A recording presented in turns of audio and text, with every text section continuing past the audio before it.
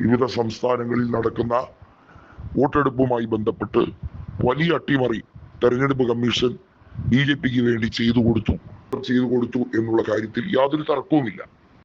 മധ്യപ്രദേശിൽ അവിടെ മീനാക്ഷി നടരാജനെ പരാജയപ്പെടുത്താൻ അവരുടെ നാമനിർദ്ദേശ പത്രിക പോലും തള്ളാനാണ് ജ്ഞാനേഷ് കുമാർ ഉത്തരവിറക്കിയത്.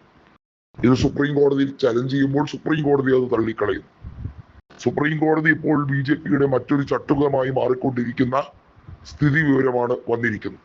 ജനാധിപത്യത്തിന്റെ ശ്രീകോവിലായ ഇന്ത്യൻ പാർലമെന്റിൽ BJPയുടെ പൊറോട്ട് നാടകം അരങ്ങേറിക്കൊണ്ടേയിരിക്കുകയാണ്.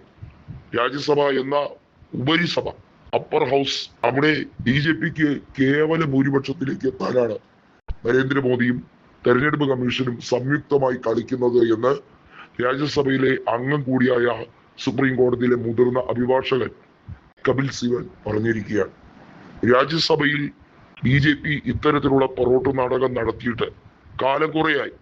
BJP ഇതിനു മുമ്പും പലയിടത്തും പല രീതിയിൽ അട്ടിമറികളും അതുപോലുള്ള വൃത്തിഹീനമായിട്ടുള്ള കളികളും നടത്തിയിട്ടുണ്ട്.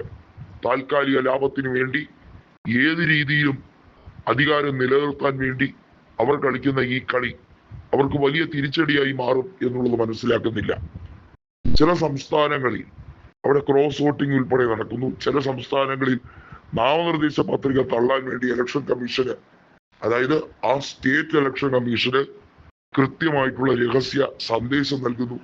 ഇതെല്ലാം ജനാധിപത്യത്തെ കശാപ്പ് ചെയ്യുന്നതിന് വേണ്ടിയുള്ള നിർബന്ധിതമായിട്ടുള്ള രീതികളായി തന്നെയാണ് കണക്കാക്കപ്പെടുന്നത്. പക്ഷേ അതുകൊണ്ട് കോൺഗ്രസ് എന്ന പ്രസ്ഥാനത്തിനെ തകർക്കാം എന്ന് വിചാരിക്കേണ്ട.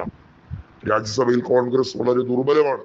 പ്രതിപക്ഷത്തുള്ള സീറ്റുകൾ പോലും വളരെ നന്നേ കുറവായിട്ടിരിക്കുമ്പോഴും കോൺഗ്രസ് ഒരു കാര്യം വളരെ വ്യക്തമായി പറഞ്ഞു.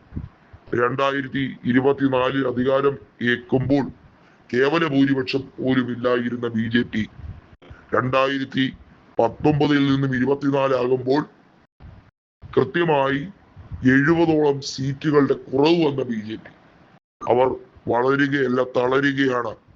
അവരുടെ ഭയം, അവർക്ക് കൃത്യമായി ജനവിധി അംഗീകരിക്കാൻ മടിയുള്ളത് കൊണ്ട് ഇലക്ഷൻ കമ്മീഷനെ വെച്ച് EVM-ലൂടെ പ്രോഗ്രാം മാനിപ്പുലേഷൻ നടത്തിയാണ് പലയിടത്തും അധികാരത്തിൽ വരുന്നതെന്ന ശക്തമായിട്ടുള്ള ആരോപണവുമായി വീണ്ടും സുപ്രീം കോടതിയിലേക്ക് കോൺഗ്രസിന്റെ നേതൃത്വത്തിൽ അപ്പീലുകൾ ഓരോന്നായി പോയിക്കൊണ്ടിരിക്കുകയാണ്.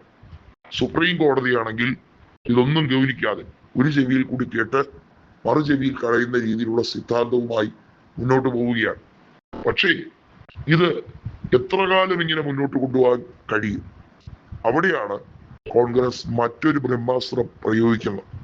കോൺഗ്രസ് നേതൃത്വം വളരെ വ്യക്തമായി പറഞ്ഞു, രാജ്യസഭാ തെരഞ്ഞെടുപ്പിൽ നോമിനേഷൻ തള്ളിക്കളഞ്ഞതുമായി ബന്ധപ്പെട്ട കാര്യത്തിൽ വേണമെങ്കിൽ ഒരു സീറ്റിൽ മധ്യപ്രദേശിൽ മീനാക്ഷി നടരാജനെ വിജയിപ്പിക്കാൻ കഴിയുമായിരുന്ന രീതിയിലുള്ള MLA ബലം ഇപ്പോഴും മധ്യപ്രദേശിലുണ്ട്.